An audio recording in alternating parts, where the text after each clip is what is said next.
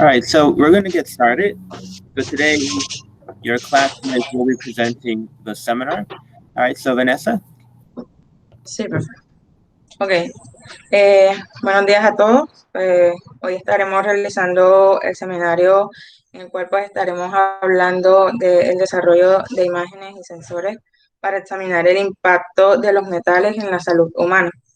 Pues las personas que les estaremos desarrollando este tema son mis compañeras Libby Santiago y Gladimaris Grajales, Dalvin Caraballo y Omar León, mi compañera Amanda Marrero y pues quien le habla en estos momentos, Vanessa Álvarez.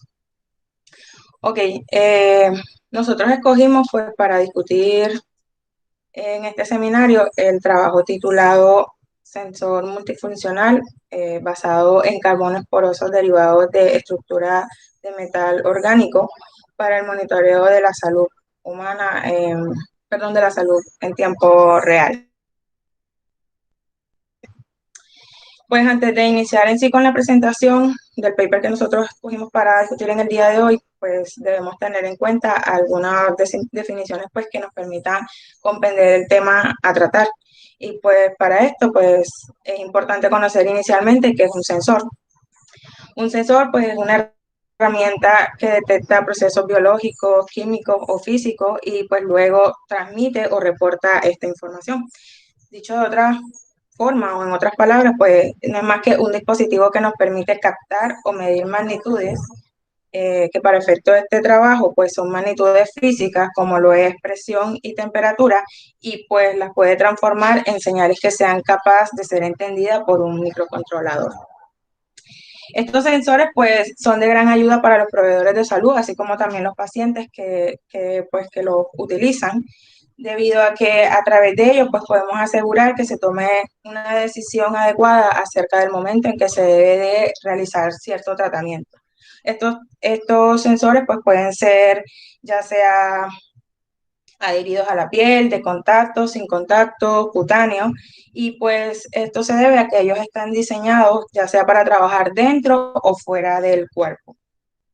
Ok, en este orden de ideas también es importante conocer lo que son los Metal Organic Framework, los MOF, que básicamente los MOF son una clase de sólidos pues única debido a las características que ellos presentan, que básicamente consiste en tener un área de superficie alta, un tamaño de poro ajustable y pues una porosidad grande, además de una gran estabilidad físico-química también. Los MOF pues en su estructura están formados por un ensamble de dos componentes, que en este caso pues será un clúster de metal o no metálico, y esto pues se enlaza, pues valga la redundancia, a los enlazadores orgánicos que se encuentran presentes entre los nodos, dando lugar pues a una estructura cristalina unida pues con una gran textura porosa. En este caso, pues nosotros daremos un ejemplo teniendo en cuenta pues el tema a desarrollar, y pues en este caso sería el clúster de zinc, en el cual pues mostramos el enlazador, que sería en este caso el 1,4 benceno dicarboxilato, o también conocido como ácido terestálico, dando como resultado pues la obtención del MOF 5, que es el MOF que estaremos utilizando pues en este trabajo. Aquí observamos pues la estructura tridimensional extendida de este MOF. Bueno, hablemos un poquito acerca de este, ya que es el que vamos a utilizar o a discutir en el paper de nuestra presentación. Y pues este MOF es uno de los representantes pues más importantes y típicos de la familia de los MOF.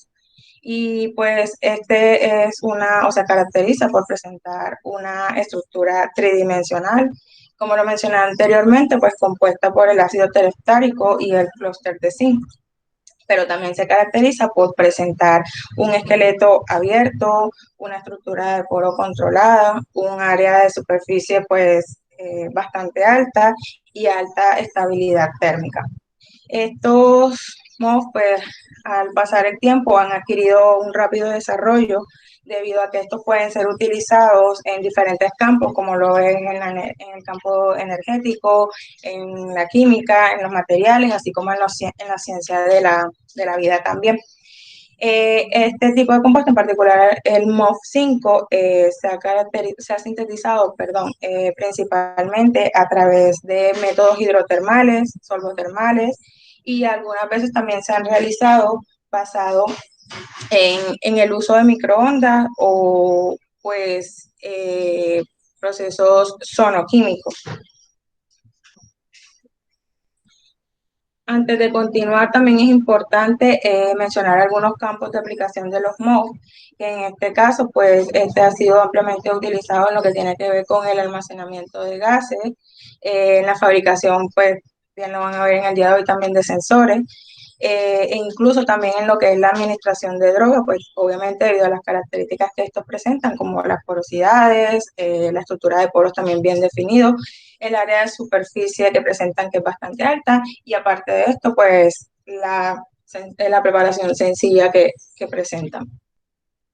Ok, el objetivo de este trabajo, pues, fue la fabricación de un sensor bimodal, flexible y que también presentara una estructura simple de carbono poroso derivado de MOF y polidimetil silosano para la detección de presión y temperatura. Y pues dependiendo obviamente de la estructura que se tuviera en este sensor, pues que compuesto de carbono poroso y polidimetil silosano, que se quería pues obtener un sensor como tal que exhibiera una alta sensibilidad y que tuviera un tiempo de respuesta rápida y buena estabilidad. Además de esto, también se quería demostrar que este sensor se podía aplicar en la detección del pulso de muñeca en tiempo real para mostrar un potencial en una aplicación pues, de monitoreo de la salud en tiempo real. La metodología seguida en este trabajo pues consistió inicialmente en lo que era la preparación del material de carbono poroso derivado del MOF, la fabricación del sensor y la caracterización del material y el dispositivo. Ok, iniciamos describiendo pues la preparación del carbono poroso derivado del MOF, en el cual pues los cristales de MOF5, como les mencioné anteriormente, que era el utilizado para este trabajo, fueron preparados por el método hidrotermal, y para esto fue necesario mezclar el nitrato de zinc hexahidratado con el ácido terestálico en presencia de dimetilformamida para obtener la solución precursora.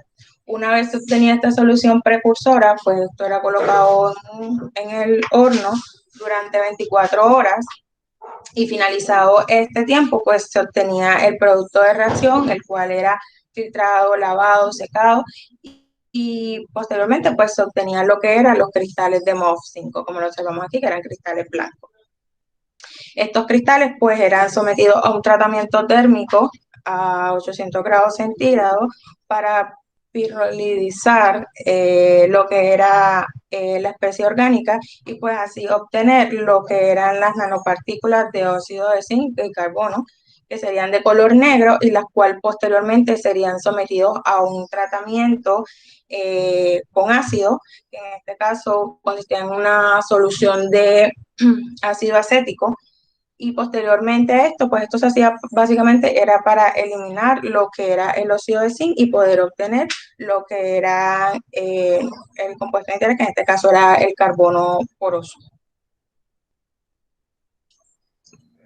Ok, pues para la fabricación del sensor, el carbono poroso se añadió al prepolímero del polidimetilsiloxano.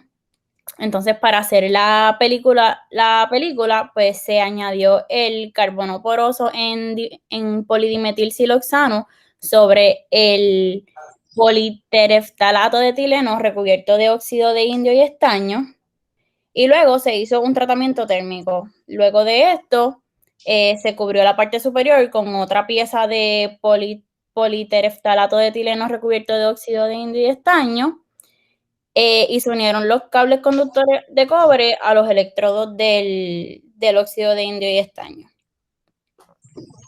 Puede pasar. Para la caracterización de metales y del aparato, la información cristalográfica de la muestra se caracterizó por difracción de rayos X y por espectroscopía Raman. También se realizó análisis termogravimétrico, se usó también el microscopio electrónico de barrido. Las medidas eléctricas se realizaron con analizador de parámetros de semiconductores y también se midieron las respuestas de corriente del sensor de presión usando un sistema de prueba que era controlado por computadora con un banco de pruebas motorizado. Puedes pasarlo.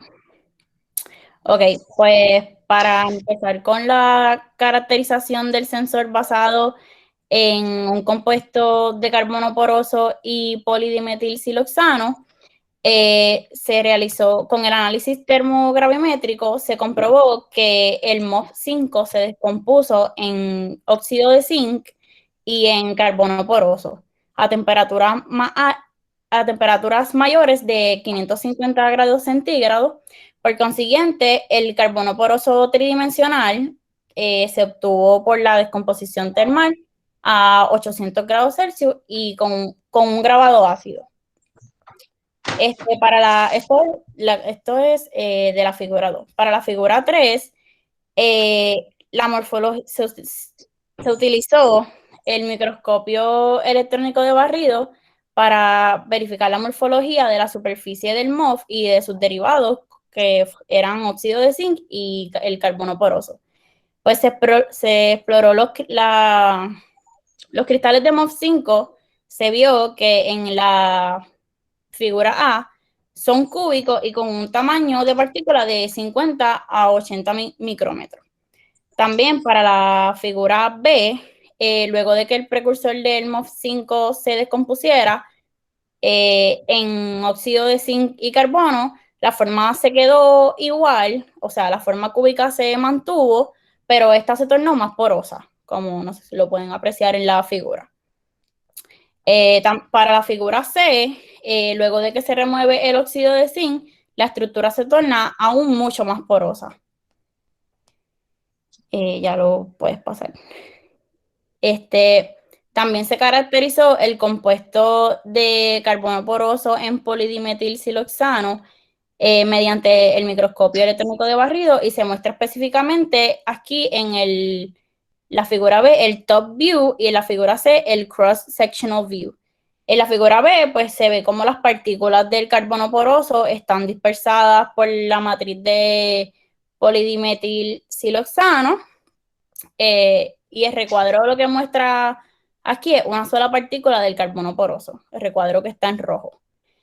Para la figura C, pues vemos que el cross-sectional view, ahí podemos apreciar que la película tiene un grosor y en el artículo ellos mencionaban que era de 700 micrómetros. Pasar. También se exploró a través de medidas de difracción de rayos X los detalles de las estructuras cristalinas como el MOF5 y la composición de estas muestras. En la figura 5, muestra cómo los picos del MOF5 coinciden con el patrón de MOF5 que fue simulado. También, luego de este tratamiento, luego del tratamiento térmico con argón, el MOF5 se transformó en óxido de zinc y en carbono amorfo. En la figura 6, se ve cómo se muestran los picos del óxido de zinc, pero que no hay ningún pico de carbono. Y en el artículo ellos piensan que esto se debe al efecto de blindaje que causan las señales tan fuertes las señales fuertes del óxido de zinc. Entonces, una vez se remueve el óxido de zinc, se muestra un pico a 23 grados, que es la línea roja donde está señalando Vanessa, y el mismo corresponde al plano de difracción numerado 002 del carbono. Aquí, para esta figura, el carbono poroso tridimensional se analizó por espectro de Raman y la relación de intensidad entre las bandas D y G, que son las que se muestran, decía que era de 1.01. Y esto implica que habían defectos existentes en el carbono poroso. Ahora pues les voy a hablar de la parte del rendimiento del aparato como sensor de presión.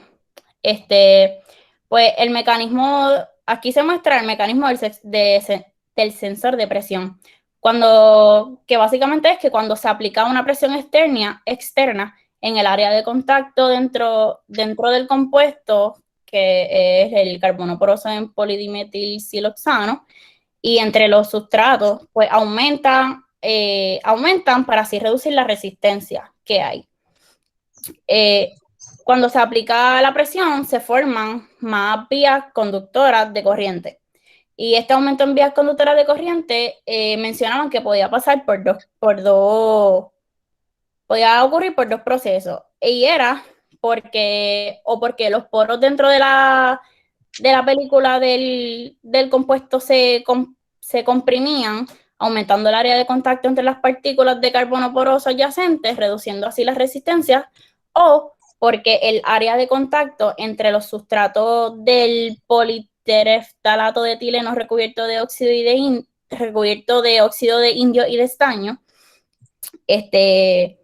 y la película del compuesto, pues disminuía más la resistencia del contacto. Entonces también hablaban de la capacidad de detección de presión que tenía el compuesto, y ya que venía de los poros, de las partículas de carbono poroso y de la variación en el área de contacto.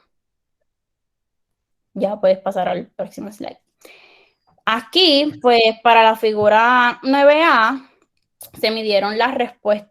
La 9A. Se midieron las respuestas de corriente a presiones de 60, 200, 400, 900 y 2000 pascales para examinar las propiedades de detección de la presión del sensor que crearon.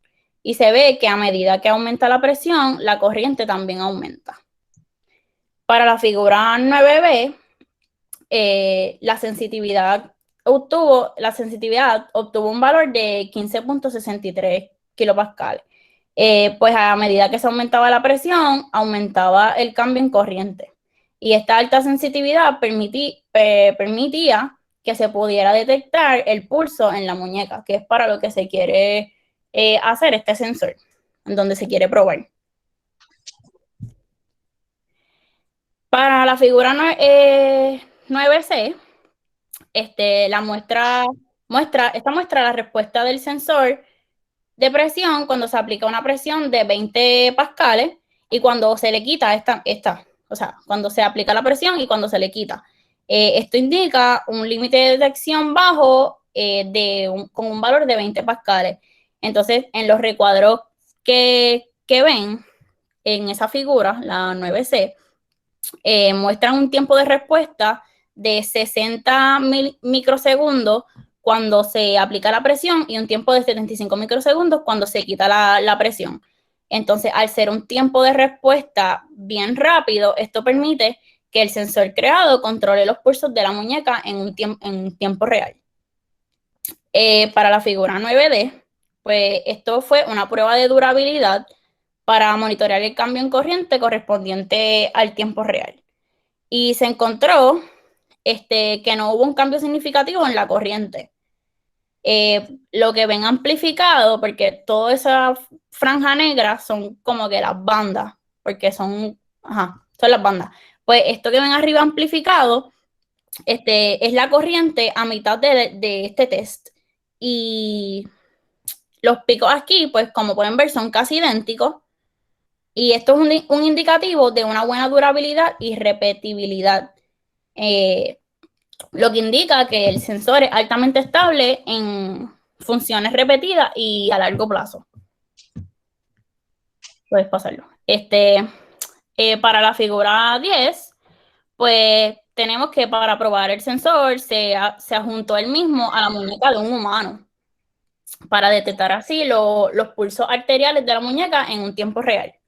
La figura pues muestra la respuesta de corriente ante el pulso arterial de la muñeca de la persona bajo condiciones normales y bajo condiciones después de la persona haber corrido. Cuando comparamos pues estas gráficas, la A y la C, pues se ve que el sensor logra diferenciar entre ambas condiciones.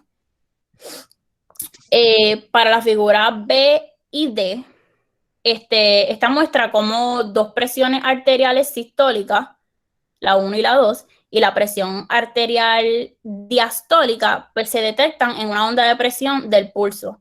Y estas presiones se usan en la fórmula que puse aquí, que es la fórmula del índice de aumento sistólico, que esta es utilizada para un parámetro, o sea, se utiliza como parámetro para diagnosticar problemas cardiovasculares. Y en conclusión de esta parte, pues podemos concluir, valga la redundancia, que el rendimiento del aparato como un sensor de presión se obtiene que tiene un alto rendimiento en sensibilidad, tiempo de respuesta y en límite de detección. You have 2 minutes remaining. Ok, ahora hablemos con respecto al rendimiento del dispositivo como sensor de temperatura.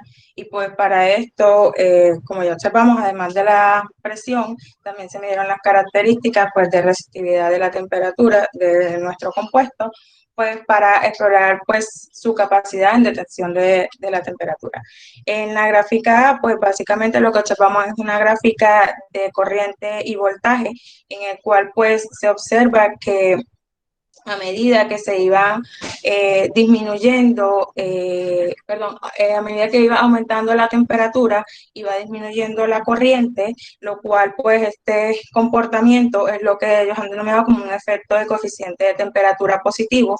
Y este coeficiente de temperatura positivo, pues lo que hace referencia es a un material que experimenta un aumento en la resistencia eléctrica. Cuando esto se aumenta, pues se eleva también su temperatura y pues por eso es que se dice que cuanto mayor sea el coeficiente, pues mayor será el aumento en la resistencia eléctrica.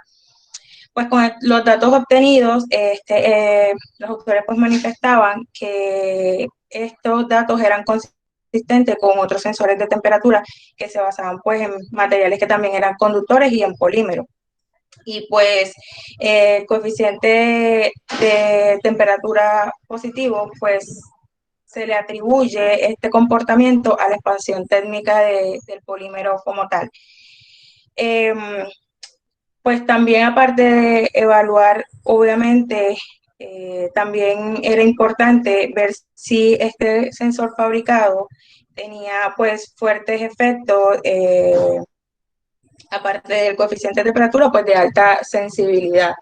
Y pues ahora para evaluar la sensibilidad del compuesto, en este caso era el carbono poroso y el polimetilsiloxano, pues se observa pues la figura B, que en este caso nos muestra que tiene un coeficiente de temperatura y resistencia, en el cual pues se expresa con la fórmula que tenemos aquí escrita, donde es la variación de la resistencia, del R sub 0 es la resistencia inicial y el delta T pues es el cambio de la temperatura. Y pues en la figura se observan dos tipos de comportamiento, uno lineal que va de la temperatura desde 23 hasta 50 grados centígrados, mostrando un coeficiente de resistencia y temperatura de 0.11 y a partir de 60 grados centígrados se muestra un aumento de forma exponencial hasta llegar a la máxima temperatura evaluada, que fue 120 grados centígrados, mostrando un coeficiente de 171.3 y con esto pues se muestra o se evidencia más rápido pues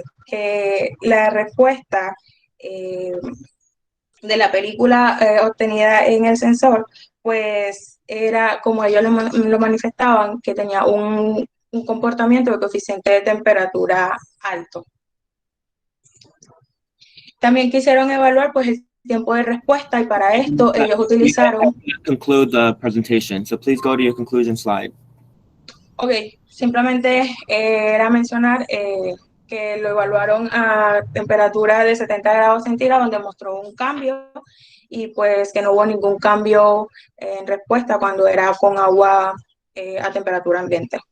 Como forma pues de conclusión, pues básicamente se tuvieron pues la fabricación de un sensor bimodal flexible y de estructura sencilla, pues a base de carbono poroso y derivado de MOF y polidimetilsiloxano. El sensor pues fabricado mostró unas buenas propiedades para detectar la presión y la temperatura, que el sensor fabricado también pues mostró pues una buena detección para el movimiento en manos, pues como lo fue en el pulso de la muñeca en tiempo real.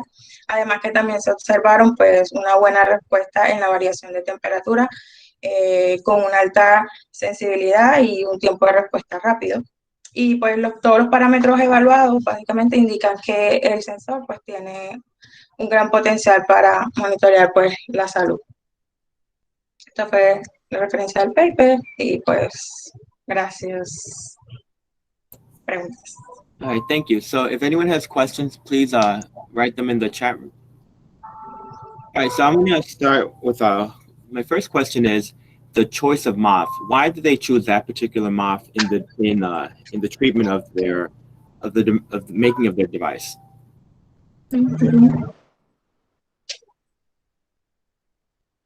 ¿Podría hacer la pregunta en español, profe? Disculpe. You want me to ask it in Spanish? Is that what you're asking me? In Spanish, please. Okay. So, ¿por qué se usó, perdón, el MOF 5 para hacer el device que ellos hicieron? Profe, más que todo, ellos manifestaron que aparte de que es uno de los, o sea, de los principales, digamos, MOF en cuanto a la familia como tal, aparte también por la forma de obtenerlo, de sintetizarlo y por el costo que en sí le mostraba. Aparte de esto, también el sensor no era simplemente constituido por el MOF, sino que también tenía el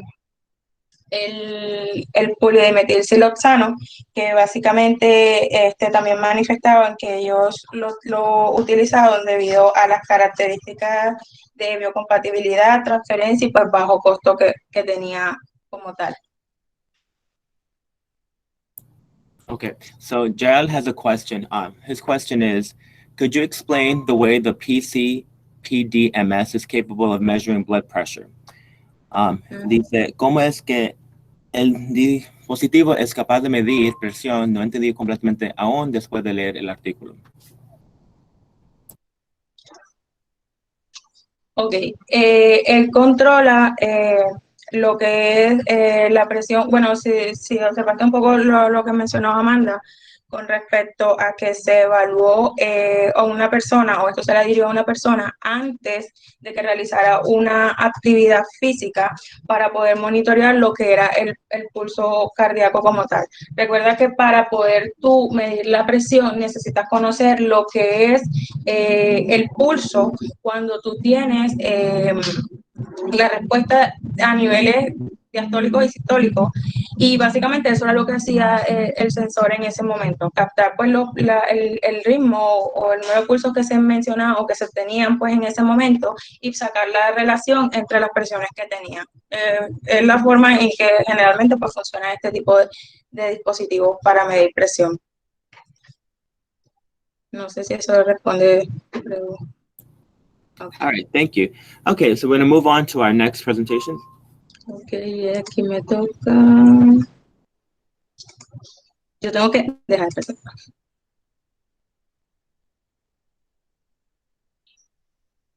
Sí, Ya no sería es mi diapositiva, ¿verdad?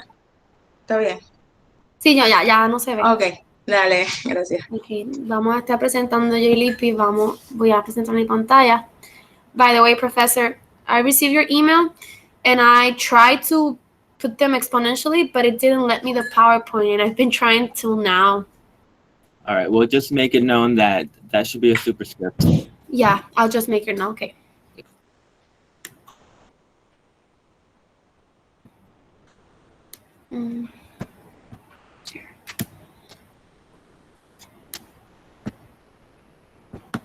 Can you see my screen? Yes. Sí. Ok, perfecto.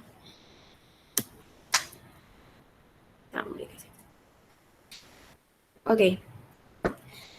Vamos a estar presentando sobre Greener development of highly selective turn on fluorogenic chemosensor for cadmium-2 cell imaging and test strip studies.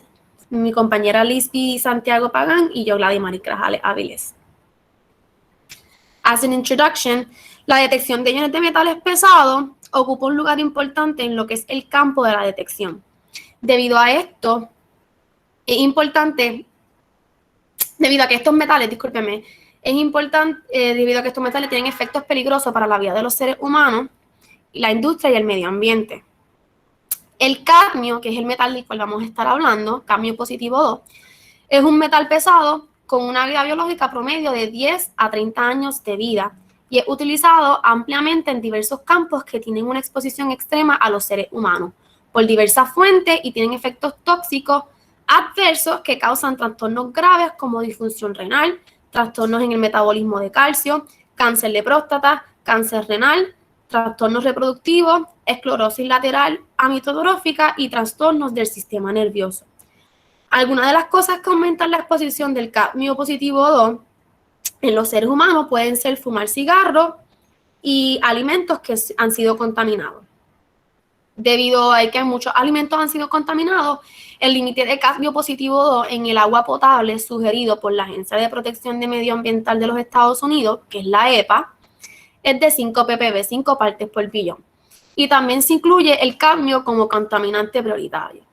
Debido a estas cosas, es que la EPA pone estas restricciones y en el año 2000, cientos de personas en Japón estuvieron expuestas por enfermedad mortal que se llama Itai, no estoy segura si es que se pronuncia así, discúlpenme en cualquier cosa, causada por el cadmio a través de la contaminación del agua del río.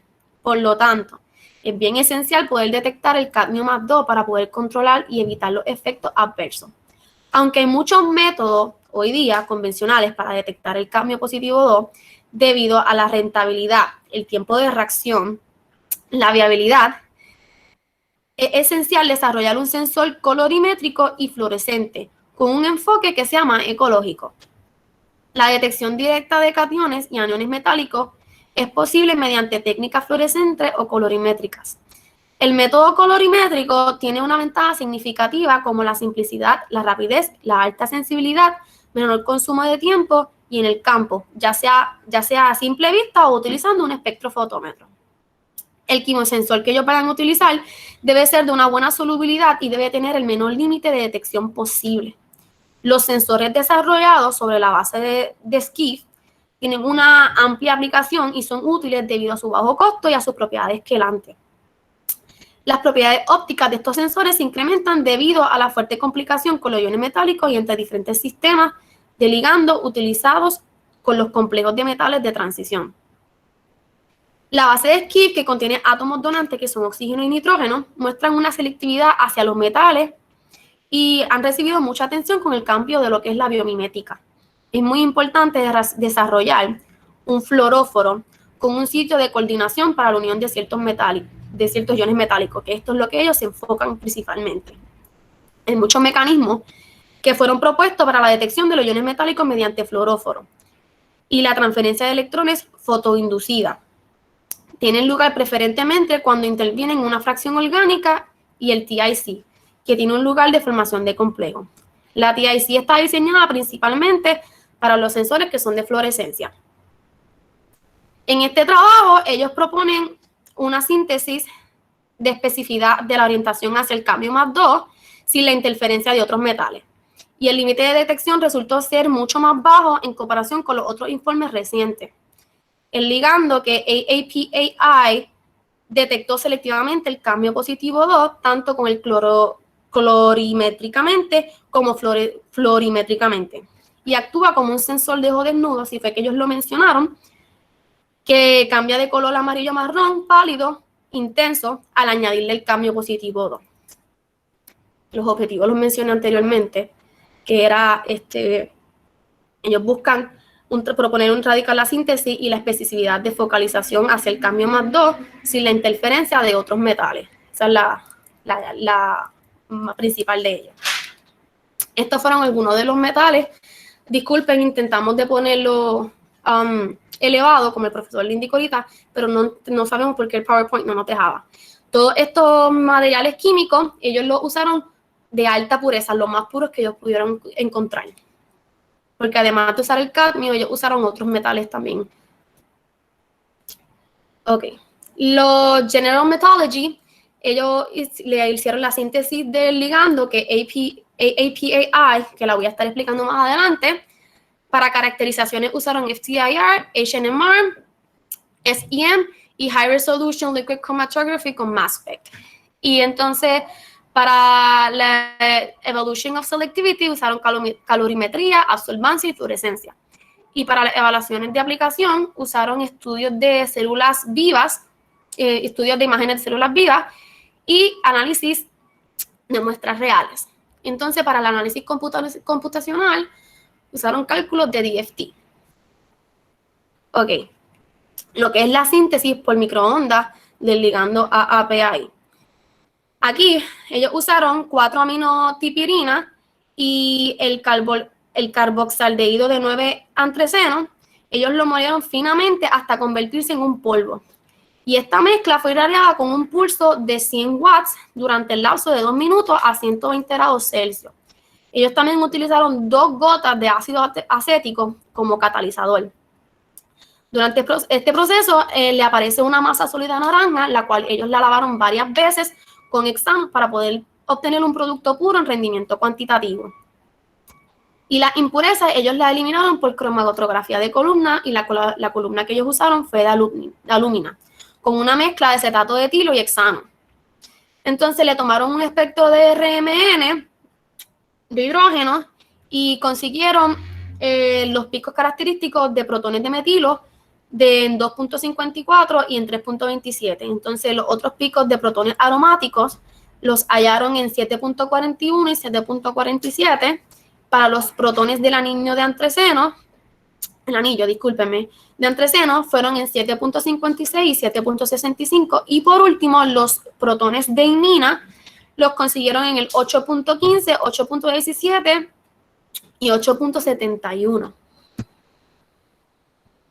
Ok, esto es el mecanismo de detección plausible para ligando en la detección del cadmio más 2. Esta imagen es un mecanismo que ellos propusieron sobre la interacción que tendría el cadmio más 2 con el oxígeno del carbonino y el nitrógeno. La geometría que ellos pensaban que iba a tener era una molécula tetraedral, debido a que el oxígeno y el nitrógeno tienen ambas cargas parciales negativas y hay una atracción con el cadmio porque él tiene una carga parcial positiva. Otra razón por la que es tetraedral es debido a que de los 2 cloros que están enlazados con el cadmio, que lo podemos ver aquí, le ayudan también a dar una estructura tetraedral.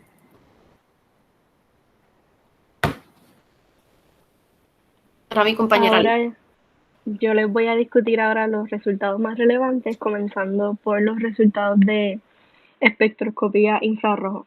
Primeramente, utilizaron espectroscopía de infrarrojo para caracterizar el ligando, y el ligando se sintetiza por la formación del enlace imina, como se señala aquí en la imagen, así que el pico característico de la imina en 1631 confirma la formación del ligando. Próximo slide, por favor. Aquí tenemos el espectro de infrarrojo del ligando a la izquierda y a la derecha tenemos el espectro del ligando ya cuando está interactuando con el cadmio. Se observa un desplazamiento de la banda característica de imina de 1631 hacia 1610.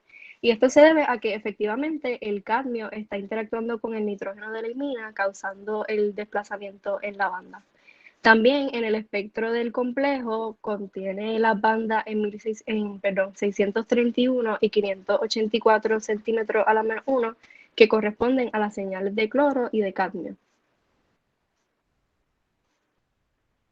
Se utilizó análisis por SEM para estudiar la morfología del ligando y del complejo.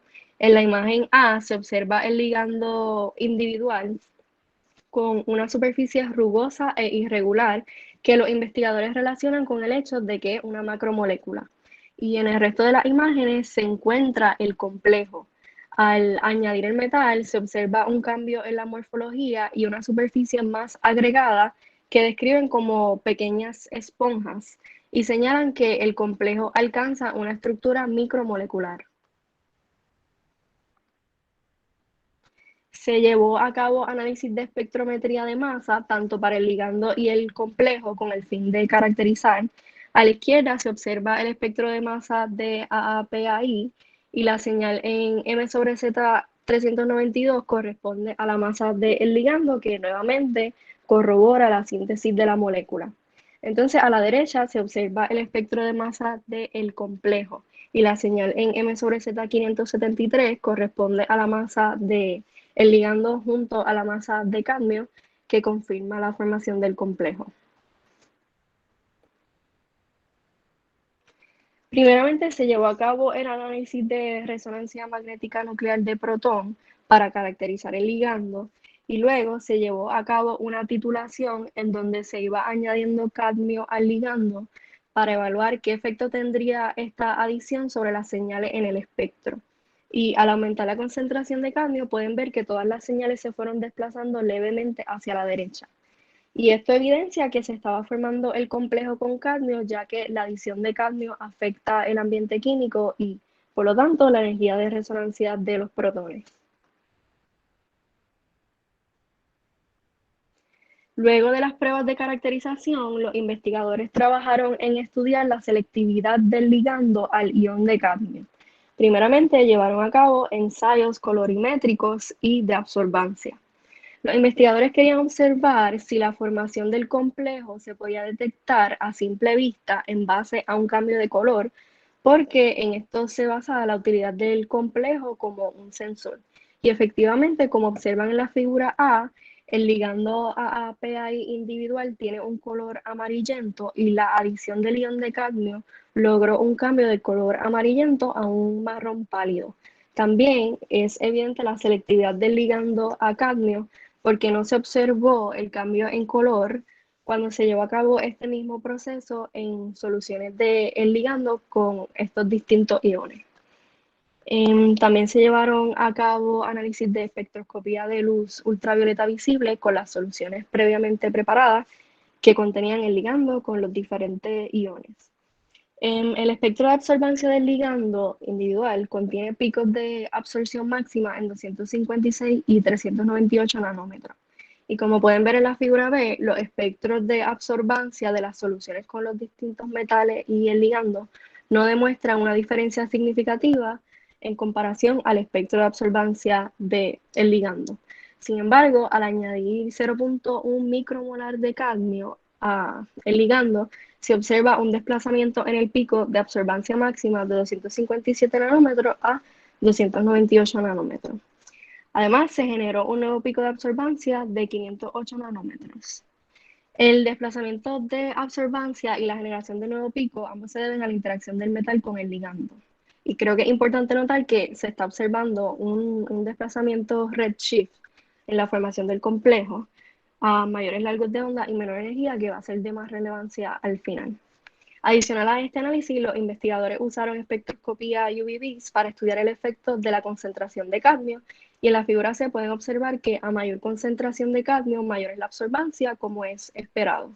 En 436 nanómetros se observó el pico isobéstico, que es el punto donde ambos componentes, el ligando y el metal, se encuentran en igual concentración y no hay cambio en absorbancia. Todos estos resultados confirman la interacción entre AAPI y cadmio, al igual que nos demuestran la selectividad del ligando al metal de interés. Próximo slide, por favor. Además, se utilizaron las soluciones de AAPI para hacer estudios de fluorescencia y se encontró que el complejo de cadmio y el ligando exhibe un color verde intenso bajo una lámpara de fluorescencia, como se observa en la figura A. Este resultado respalda el hecho de que el complejo puede ser utilizado para la detección de cadmio a simple vista en base a este cambio de color. También se tomaron los espectros de fluorescencia del ligando con los diferentes iones y nuevamente no se observa una diferencia significativa en el espectro del ligando individual y el espectro del ligando con los diferentes metales, como ven en la figura 8. Sin embargo, El espectro de fluorescencia del ligando con el cadmio muestra algo interesante y es que el pico máximo del ligando se está transformando en un doble pico al ir interactuando con el metal. Los investigadores señalan que este doble pico se debe a lo que se conoce como emisión dual. Para darle un poco de contexto, a la derecha les demuestro una imagen del diagrama de Jablonski. Este esquema ilustra las diferentes transiciones electrónicas que pueden ocurrir en una molécula que abren paso a fenómenos como fluorescencia y fosforescencia. En el proceso de fluorescencia, la muestra es irradiada con energía, causando que se excite un electrón desde un estado raso S0 a un nivel de mayor energía Sn, donde n es mayor que 0. Para que ocurra el proceso de fluorescencia específicamente, debe ocurrir una emisión de energía desde un nivel S1 hacia un nivel S0. Como mencioné anteriormente, los investigadores dicen que este doble pico en el espectro de fluorescencia se debe a una emisión dual que está ocurriendo en el complejo. Y las emisiones duales ocurren cuando un electrón se encuentra en un nivel Sn mayor a S1 y baja directamente al estado raso S sub 0. Por ejemplo, como está rotulado en la imagen, una emisión de S2 a S0 sería una emisión dual. Este proceso no suele ocurrir porque es más probable que ocurra un cruce intersistémico o una relajación vibracional desde un Sn mayor hacia un S1 y luego entonces el electrón baja de S1 a S0 causando la fluorescencia. Sin embargo, los investigadores explican que los grupos funcionales del complejo bajo estudios le dan gran estabilidad a la molécula, causando que se inhiban otras maneras de disipar la energía y ocurra directamente entonces la transición de S2 a S0. Próximo slide, por favor. Utilizando espectroscopia de fluorescencia también se estudió la reversibilidad del sensor. La reversibilidad es la capacidad del sensor de volver a su estado original después de haber sido expuesto al analito sin tener cambios físicos o químicos permanentes. Y esto es importante porque así sabemos si se puede recobrar el sensor y si se puede separar del analito. Para este análisis se utilizó la sal de sodio de EDTA y se observó que esta sal tiene la capacidad de disociar parcialmente el complejo y disminuir la intensidad de fluorescencia. También se examinó la utilidad del ligando como un sensor portátil. Y para esto se tomó una placa de TLC, se sumergió en la solución del complejo, o sea, el ligando con el metal, y se evaporó a sequedad. Finalmente se colocó la placa en una cámara UV y se observó un color verde fluorescente comparado al color amarillo del control, que es solo el ligando. Se estudió el efecto de pH en la capacidad de detección del ligando por fluorescencia, y se determinó que la fluorescencia óptima se obtenía con un pH neutral. Para evaluar la potencial aplicación del complejo, se llevaron a cabo estos dos análisis. Primeramente, se utilizó el sensor para la determinación de cadmio en muestras de aguas reales y para esto se llevó a cabo una adición estándar, se determinó la cantidad de cadmio en las muestras utilizando el sensor y se calculó el porcentaje de recobro. Y como ven en la tabla, el porcentaje de recobro más bajo fue de 98.12%, lo que evidencia la alta precisión y especificidad del método, al igual que su utilidad para muestras ambientales.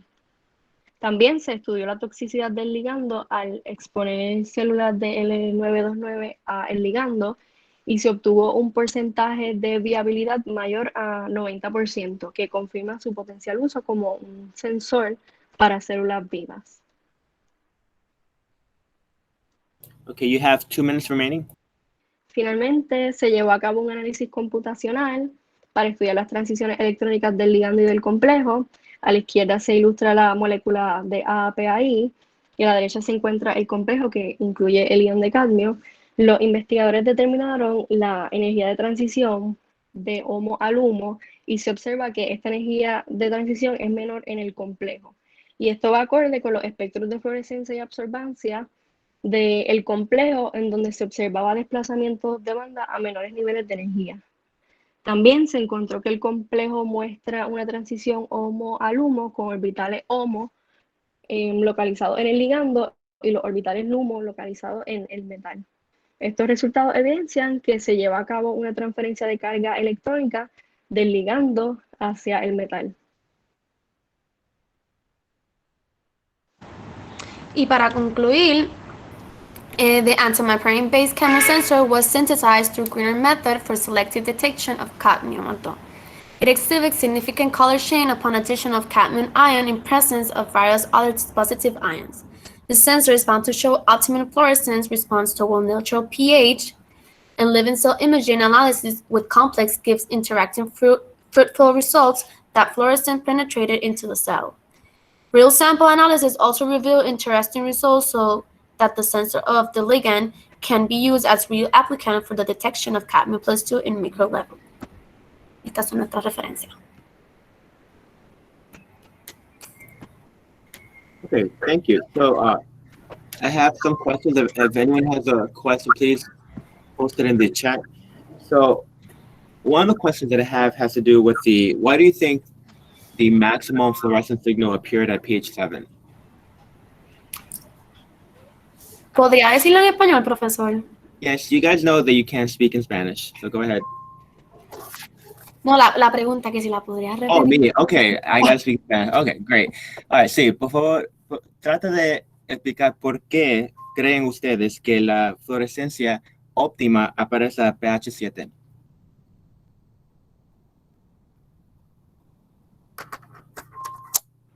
Yo puedo contestar esa pregunta. Los investigadores brevemente discuten que ellos hicieron los análisis a el rango de diversos pH y notaron que a bajos pH y a altos pH se comenzaban a formar otros productos secundarios. Así que en pH 7 tendría la producción máxima del complejo con menor interferencia y por lo tanto, pues, la intensidad de fluorescencia serían las máximas. So a speciation situation. Okay. Rafael has a question. His question is, pregunta, ¿cómo logramos saber que la molécula ligando con cadmio tiene estructura tetrahedral? Yo puedo contestar esa. Pues ellos hicieron varios estudios para poder confirmar la estructura. Una de esas fue HNMR, y con HNMR pudieron sacar la estructura. Y también en el estudio de DFT, ellos dicen que ellos optimizaron y usaron un Hybrid Exchange Correlation functional de B3LYP con un double numeric plus polarization basis set. Y así ellos pudieron decir que era también tetradal y sacaron la molécula como tal. Pero they did varios estudios, varios tests para poder decir que la molécula era tetradal y esos fueron uno de ellos. I would assume by NMR you would have to do some two-dimensional to get that kind of level of information. Okay, so related to this question, the compound that you have, go to your, well, you don't have your slide up, but go, your slide 12, you talked about mass spec. So that's always going to be a question I'm going to have. You say that the mass that you get there at 573 is due to the cadmium bound to the ligand, right? So I did a quick calculation, and that mass suggests more than just the cadmium. So it actually helps support that, as far as I understand, that the chloro groups have to be also bound to the cadmium. So, you know, just to, whenever you're putting some data analysis, make sure you have the complete, you know, formulation, because that's more than just cadmium bound to the ligand. They actually, to get that kind of mass, you would need to have at least the 2 chloro groups, although there is a mass difference of about 2, but I did the quick math to check that. All right, so that's just to, you know, for everyone, when you're doing structural characterization, just be a little more thorough about that. Okay, any other questions? All right, so if no other questions, we'll move on to our next speakers.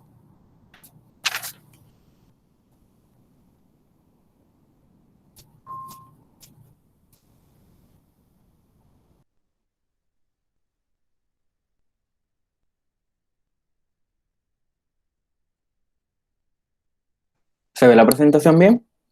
Yes. Gracias. Buenas tardes, mi nombre es Delvin Caraballo y junto a Omar de León voy a estar presentando la utilización de un análogo de imidazol activo contra el cáncer, como un sensor fluorescente para la detección sensitiva y selectiva de iones de cobre. Así que como un poco de trasfondo, existen diversos tipos de métodos de detección y bioimagen para iones metálicos. Los métodos convencionales incluyen espectrometría de absortividad atómica, espectrometría de emisión atómica. Sin embargo, el problema y las limitaciones de estos métodos convencionales es que son instrumentaciones bastante complejas en términos de su utilización y de su análisis, y que además no es traducible a estudios in vitro e in vivo para la detección de este tipo de metales. Sin embargo, hay otros métodos, como es el método de la fluorescencia, ya sea utilizando armazones metalorgánicos conocidos como MOFs, por sus siglas en inglés, o orgánicos altamente conjugados, que entonces sirven para la detección de estos metales. En este artículo vamos a estar enfocándonos entonces en la metodología a través de fluorescencia, y para conocer un poquito de lo que sería este método se basa en la excitación de electrones. Por lo tanto, vamos a tener dos bandas que van a ser características. La primera banda es el largo de onda de absorción, donde ese electrón pasa de su estado raso a un estado singlete excitado. Y luego que entonces tenemos la excitación del electrón, vamos a tener la segunda banda, que es la banda de emisión, donde ese electrón pasa del estado singlete excitado hacia el estado raso, liberando energía en forma de fluorescencia como un producto. Así que se puede observar en la gráfica a nivel general lo que serían las dos bandas. Importante que este análisis se hace en el rango de luz visible desde 450 nanómetros hasta 700, y hay dos tipos de fenómenos que se pueden observar en este análisis. El primero es el efecto batocrómico, que se basaría en moverse en el segundo largo de onda hacia números de ondas más largos, lo que sería un desplazamiento hacia la parte roja del espectro, o el efecto ipsocrómico, donde el desplazamiento sería contrario hacia números de onda menores y la parte azul del espectro. Vamos a estar utilizando el fluoróforo que se va a conocer como BMIP, cuyo nombre IUPAC es 245 bis E 4-metoxiestiril 1H-imidazol 2-il-fenol, y este fluoróforo va a ser un fluoróforo intrínseco. Para un análisis de espectroscopía, por medio de fluorescencia, se utilizan dos tipos de fluoróforo. El fluoróforo intrínseco es aquella molécula que tiene fluorescencia por la naturaleza de la alta conjugación del sistema, y el extrínseco es aquellas moléculas que no exhiben fluorescencia en su estado libre, sino que utilizan otros métodos para poder detectarlo. En términos de la síntesis del fluoróforo, vamos a comenzar con la reacción de tipo Stork utilizando el 2,3-butandiona, reaccionando con el parametoxibenzaldehído, lo que nos va a dar el 1,2-dicarbonilo en ese sistema de dichalcona. Una vez se completa este sistema de dichalcona, sin pasar un método de purificación excesivo más allá de lavados, pasaríamos a lo que es la ciclación final para la obtención del BMIP. Este fenómeno de ciclación se da utilizando la reacción de Debus-Raciszewski, donde se utiliza el 1,2-dicarbonilo en presencia de, en este caso, ortohidroxibenzaldehído, acetato de amonio y ácido acético como catalítico para hacer esta reacción de deshidratación, provocando la ciclación y finalmente la formación del imidazol. En términos de la purificación de este producto final, se hizo a través de cromatografía de columna, utilizando sílica gel para obtener el producto puro. Una vez se obtuvo este compuesto, que va a ser nuestro fluoróforo, pues se observó y se evaluó primero el largo de onda de absorción y el largo de onda de fluorescencia, ya sea del fluoróforo libre, que demostró tener una gran banda de absorción en 390 nanómetros y en presencia de otro tipo de iones, incluyendo cobre +2, cobalto +2, zinc, níquel, sodio, calcio, mercurio, entre otros. En términos de su libre desempeño, pues mencioné que entonces tuvo un largo de onda de 390 nanómetros. Sin embargo, cuando se da entonces el enlace del fluoróforo o el análogo de imidazol con cobre +2, vemos lo que sería el efecto batocrómico con un desplazamiento de 30 nanómetros, exhibiendo entonces su absorción en 420 nanómetros. Sin embargo, con otros metales vimos que entonces no demostró tener ningún efecto ni batocrómico ni ipsocrómico, lo que garantiza entonces que este complejo es altamente selectivo por los iones de cobre. Perdón. También se realizó una titulación fluorimétrica del fluoróforo con cobre +2. En este sentido, se hizo para calcular el límite de detección, lo que sería por sus siglas en inglés el LOD, que se basa en multiplicar la desviación estándar por 3 y dividirlo entre la pendiente de la curva. Aquí pudimos observar que ese límite de detección fue igual a 1.2 por 10⁻⁶ molar y que además demostró tener alta linearidad, siendo, ¿verdad?, el R cuadrado casi 1 con un valor igual a 0.99. Ese rango de linearidad se da entre 1 por 10⁻⁶ molar y 1 por 10⁻⁴ molar.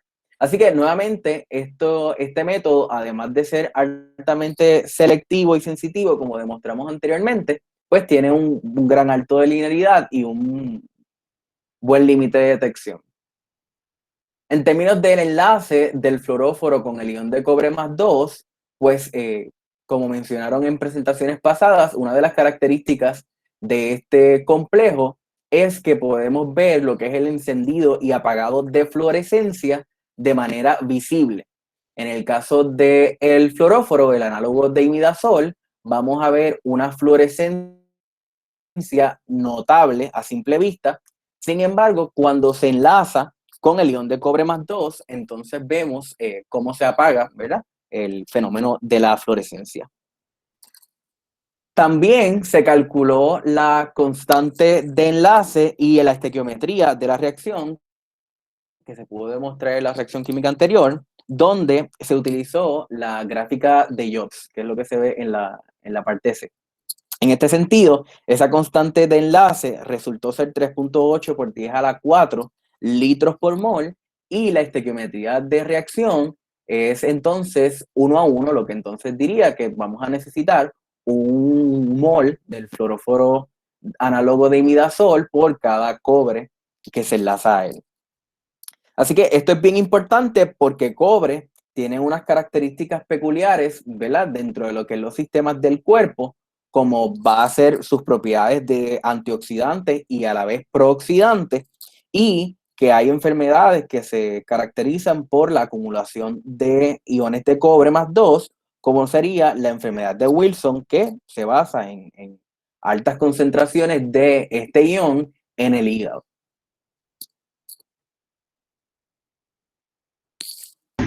Bueno, pues ahora les estaré hablando un poquito de un experimento de un competition experiment que hicieron. Pues para poder decir que este sensor es viable como sensor selectivo de cobre, es necesario comparar su comportamiento en la presencia de otros metales. Para repasar, el sensor es uno altamente fluorescente y cuando se enlaza a cobre, pues su fluorescencia, la intensidad se reduce. En las barritas azules vemos el sensor con los otros iones metálicos, que vemos que la intensidad de fluorescencia no se ve afectada. Entonces, en las barritas azul clarito tenemos el sensor con cobre, que vemos que la intensidad efectivamente se reduce, y vemos que la presencia de los otros iones metálicos realmente no afecta la intensidad reducida. Por lo cual, vamos a decir con este experimento que el sensor es realmente altamente selectivo y sensitivo, aún en la presencia de otros iones metálicos. El próximo slide. Ahora les estaré cambiando el tema un poco porque los autores de esta investigación, una vez desarrollaron este compuesto y exploraron sus propiedades, decidieron indagar más sobre si tiene algún tipo de uso como agente cancerígeno. Y pues se realizó el MTTS con la línea de cáncer de hígado G2 y la línea de cáncer de pulmón A549. En todo caso se utilizó cisplatin como referente, que ya conocen de esta droga bastante. Mediante este estudio pues se encontró como valores C50 unos valores bastante próximos del sensor en comparación a cisplatin, lo cual es positivo. Entonces en las gráficas superiores a la izquierda vemos que el sensor demostró un efecto de citotoxicidad dependiente de concentración. Incluso en la A549 resultó ser más potente, aunque levemente, pero más potente que cisplatin. En la G2, el cisplatin resultó más efectivo, aunque aún así se aproximó bastante. Entonces, en la gráfica a la derecha inferior, se realizó un estudio similar, pero utilizando células humanas no cancerígenas para entonces medir si el compuesto tiene los efectos secundarios que cisplatin puede tener, que hace daño a células no cancerígenas. Y se encontró que el sensor realmente demuestra mucho menos citotoxicidad ante las células no cancerígenas que cisplatin, lo cual fortalece su perfil como potencial agente anticancerígeno. Próximo slide. Pues ahora que se conoce que el sensor tiene algún tipo de potencial, pues los autores querían ver si podían observar algo mediante un estudio morfológico. Se incubaron las cejas con las células con diferentes concentraciones del sensor. A la izquierda tenemos la A549. El cuadrado A es el grupo control, son las células sin el sensor.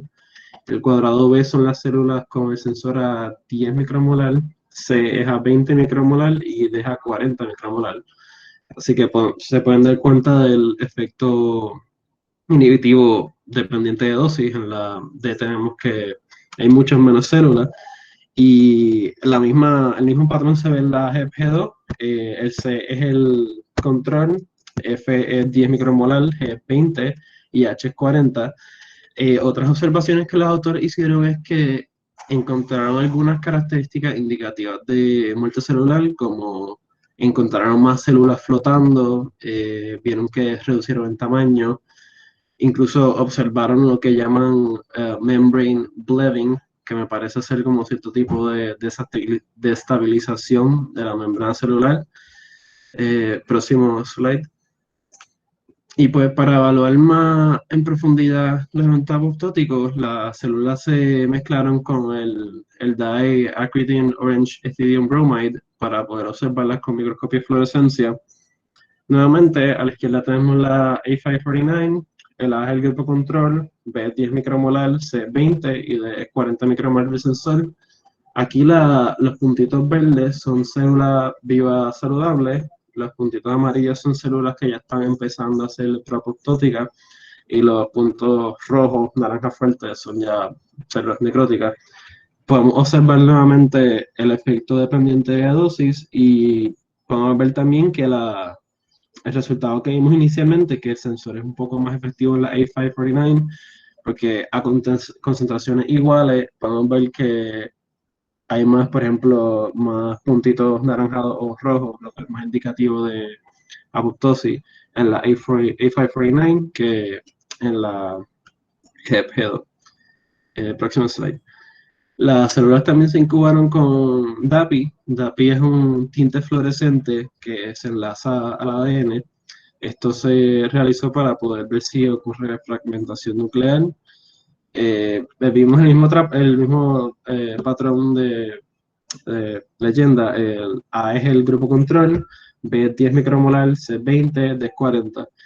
Entonces los autores indican que las bolitas más grandes que están indicadas por una flecha significan que está ocurriendo o condensación de cromatina o fragmentación nuclear, lo cual sigue siendo buen indicativo de apoptosis. Próximo slide.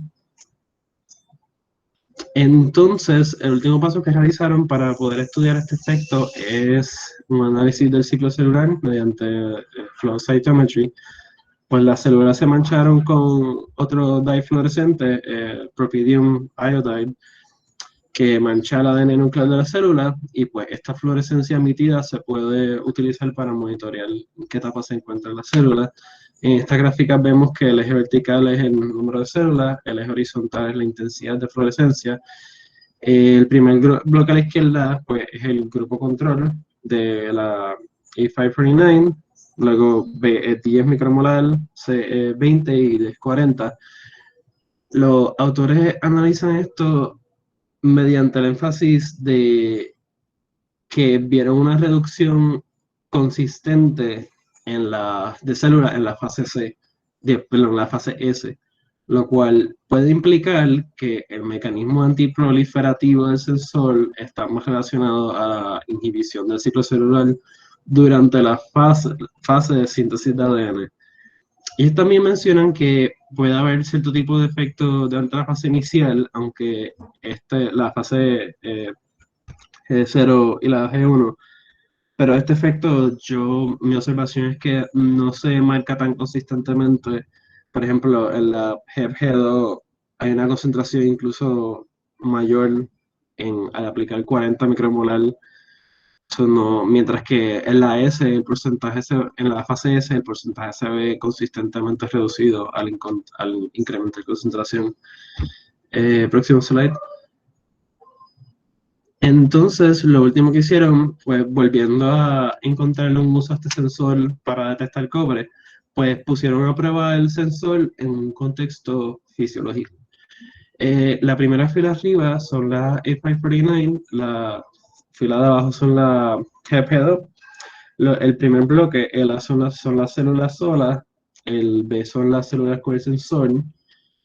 Entonces, el C y el D son simplemente las células con otro enfoque para poder ver su fluorescencia. Y entonces, en el bloque E se introdujo al medio cloruro de cobre, y después de 10 minutos se observó que toda la fluorescencia prácticamente se redujo, lo cual implica que el sensor, aún dentro de un ambiente fisiológico, puede funcionar como detector de cobre. Y el mismo comportamiento se observó en la GP2, lo cual realmente indica que el sensor es un fuerte detector de cobre, además de que tiene ciertas propiedades apoptóticas. Y pues ahora les dejo con mi compañero nuevamente.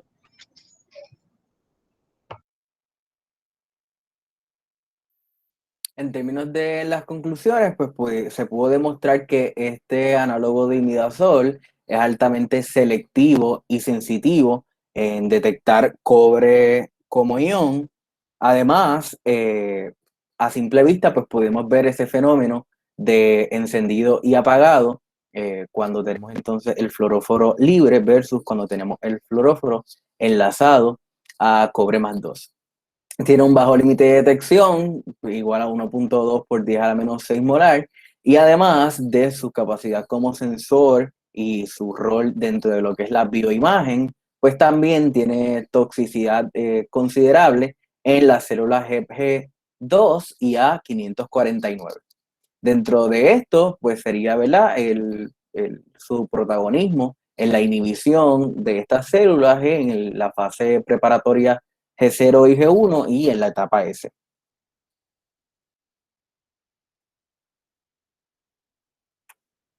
Si tienen alguna duda o pregunta, pues quedamos atentos.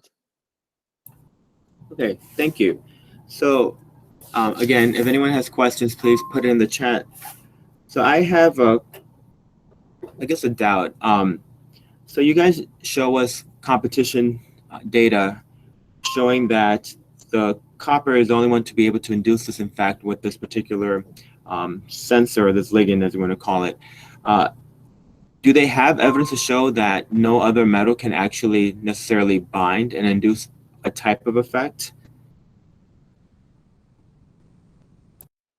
En términos de la gráfica de competencia, que voy a presentarla ahora, pues realmente ellos lo que demuestran es ¿verdad?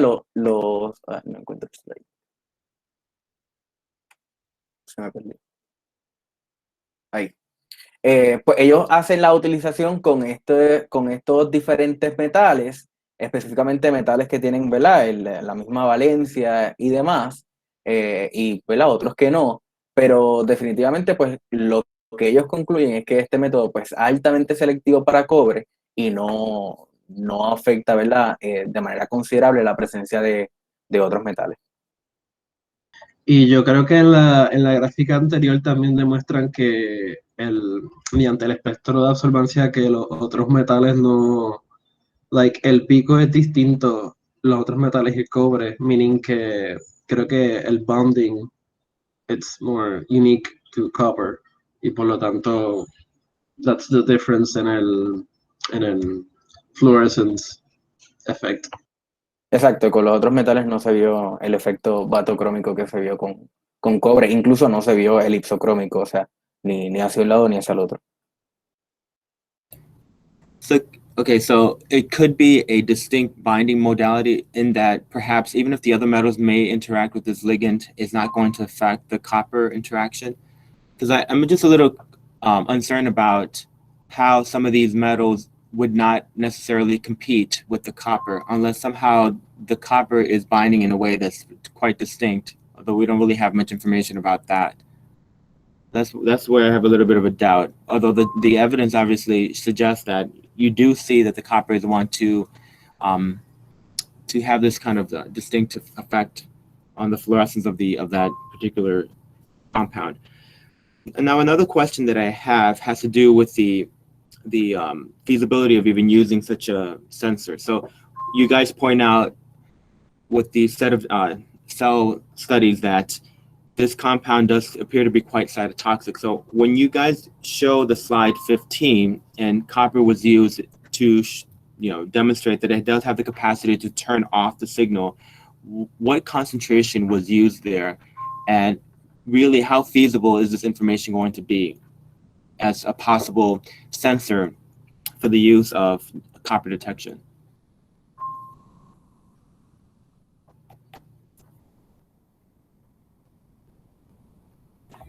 So I don't really find a specific concentration that they used for the sensor, but they did use el cloruro de cobre was like 5 micromolar, so I think that's a pretty small amount for like. So I think they also mentioned that the sensor has a 1-to-1 relation to the copper. So I would be assuming that they would use a similar concentration. I think it would be feasible since it can detect small amounts. That's how I at least interpret it. Yeah, I guess my curiosity. So I was asking about the concentration, just because I was just to make sure that they were outside of the range of hurting those cells. But my question more has to do with, so you have a turn off, but how can you really use that information practically? I guess that's where my curiosity goes. And also, I'm just kind of curious about the time frame of these experiments in terms of, you have copper going into the cell. The cellular environment is quite reducing, so copper tends to get reduced pretty quickly to copper 1. There's not really much indication of a labile form of copper as there is for iron. So I'm just kind of thinking about like the feasibility of the sensor, maybe for looking at like situations of dynamics, changes in the levels of the metal and things like that. It might be helpful, but I'm just kind of curious about how you would actually apply this, given that we are well aware that copper within the cellular environment would be reduced. So that's where my kind of curiosity is in terms of how this could even be useful. Well, I don't know if I just remembered the time range that they used was about 30 minutes. Like they added the copper salt into the solution and just waited 30 minutes. So I don't know if that's enough of a time range to to make this a significant result in terms of whether the copper can perder su estado de oxidación in this time frame or not. But I think the aim that they were trying to take with this is that in a situation where perhaps there's some sort of a copper overload or something, and they like one of the diseases that were mentioned that are copper dependent, perhaps this could be used to sequester, first of all, help and identify the amounts of copper, and also quantify and bond. That's how I feel like that's the approach that they're taking. They want to use it as a, what's the word, theranostic? Yeah, theranostic tool.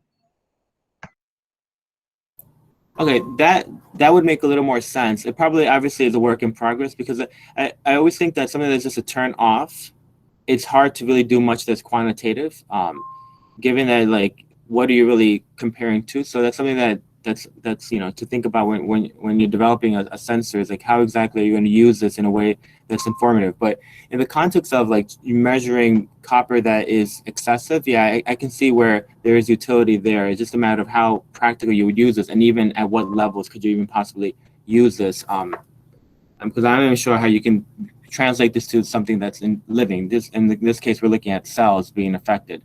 But yeah. Okay, questions from the class?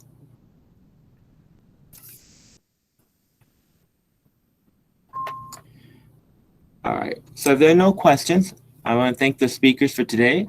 Just to let everyone know, on Thursday, we have Daniela Buchela from the New York University, who will be talking about some of the similar things about illuminating cellular metals. So that should be very interesting. And then again, next Tuesday is our last seminar. All right, everyone, so have a good day. Take care.